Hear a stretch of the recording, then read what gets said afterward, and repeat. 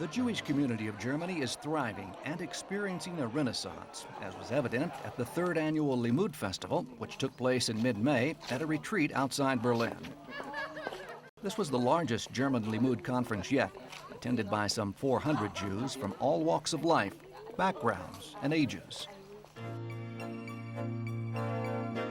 The most predominant language at the event was Russian, due to the recent massive influx of Jews from the former Soviet Union. The main challenges that the Jewish communities are facing here have to do with integration, because you have this enormous influx over the past 20 years of Russian-speaking Jews, and many of them have different attitudes towards religion because of the background in the former Soviet era. So there are a lot of questions that come up about whether they should have to become more like the established post-war community, or whether the established post-war community should start becoming a little bit more, reflecting more their majority.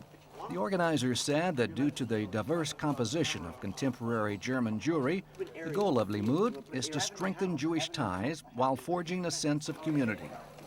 Jewish continuity, they said, is paramount. If there are Jews in Germany, at least these Jews should be Jewish. I mean, they should live Jewry.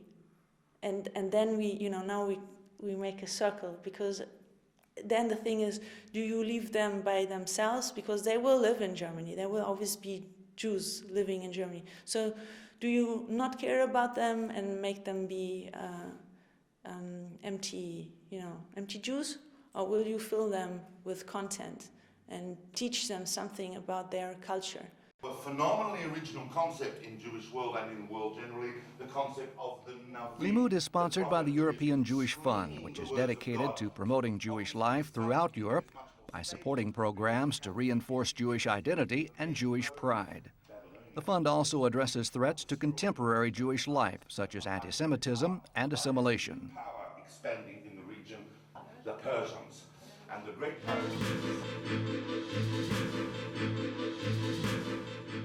The European Jewish Fund plays a major role in the project called Paideia. Talented young Jews from all over Europe gather in Stockholm, Sweden, for a year-long course that prepares them to take leadership roles. They are young, talented and successful and come from all over Europe. These are students at Paideia, the European Institute for Jewish Studies in Stockholm, Sweden. Each one was carefully screened and selected as a Jewish activist and a potential future leader. The whole thrust of Paideia is to empower people, that people really become empowered to bring about their own dreams of how Jewish culture can look in their own societies.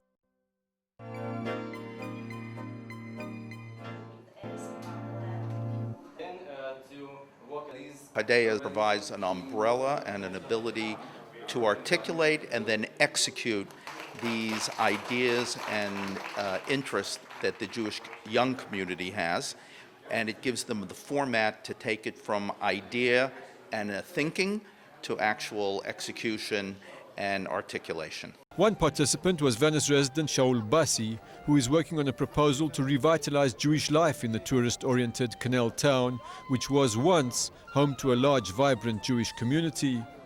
What happens today is that there are a vital but small Jewish community and thousands of visitors, Jewish visitors.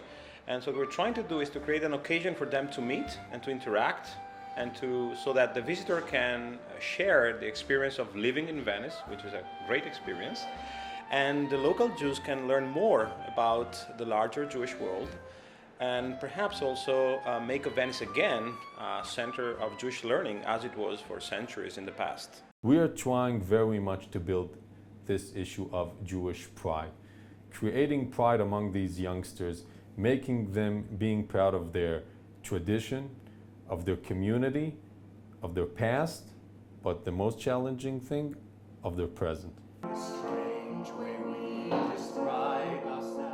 They've really tried to convince us that we're actually pioneers and leaders and activists, and that's certainly not something that we would have described ourselves as Jewish activists before this project. Young Jewish guys and ladies, how to be political leaders today, how to survive under all possible circumstances. our customs and our tradition was the biggest security during thousands of years, and I think it will be for future as well. That's why Paideia is very important for us. It really does feel like something new and exciting is happening in Europe. 65 years after the Holocaust, Belarusian Jewish leaders are trying to revitalize the spirit of the Jewish shtetl. One of the ways is through art. These teenage girls from 7 Eastern European countries and Israel are taking part in a program which focuses on famous Belarusian Jewish painters, all of whom grew up in a shtetl. It's the 4th International Art Forum, Jewish Shtetls Revival, and the program's founder, artist and award-winning architect Galina Levina, who helps the participants with hands-on tutoring, says she is interested in conveying a sense of what Jewish life was like in pre-war Belarus. In our project, we are talking about the Jewish art. We are talking about the past, and we are talking about the future. The budding artists spend a week touring relevant historic and artistic sites and take part in master classes. They saw for themselves the humble beginnings of artists like Marc Chagall, who grew up in the shtetl of Vitebsk, today a vibrant city of 350,000. The Chagall Museum is housed in his boyhood home. It features Chagall family memorabilia and 300 lithographs. Not far from the Chagall home is another state-run museum located in the former communist headquarters. It features the paintings of Yudel Pen, who was Chagall's mentor. As the girls toured the old Jewish quarter, many made sketches and photographs for future reference. This is the former Chabad synagogue, which was home to a thriving Hasidic community. It lies in ruins today because there are no funds to refurbish the building. Creativity took on a different form for the youngsters at the Hattin Memorial, situated on the site of the former shtetl. It was here that art and history came together. In 1943, German SS troops forced the 1,085 residents into a barn and set the building on fire. The site made a strong impression on the young participants. Israeli Tair Kamener said she believes living in Israel has given her a better understanding of the Holocaust than her European counterparts on the trip. In school, we learn about it all the time in history, and when we have the day of the year, when we have a ceremony in school. They don't teach about the Holocaust in public school. It's not Jewish school. It's a gymnasium in center of Minsk, and there are not teaching Jewish some subject.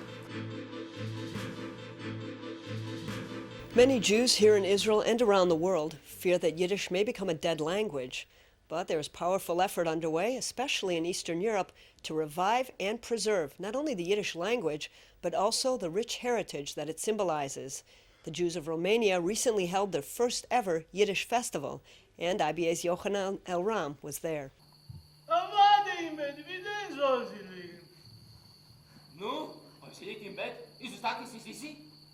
These actors in Bucharest are performing in Yiddish, the age-old Jewish language of Central and Eastern Europe. This stage production was the opening performance at the Yiddish Festival. The Yiddish language here in Romania almost vanished.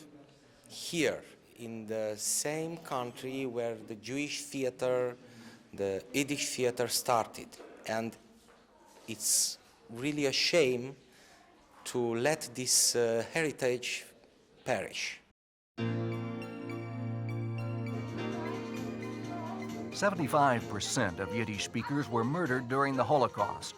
The rest immigrated to Israel and the West. And while a tiny Jewish community remained behind, Yiddish was not heard in the streets of Romania anymore. But Yiddish theater survived. In 1948, the Bucharest State Jewish Theater was created after the government declared the Yiddish language a part of Romanian folklore.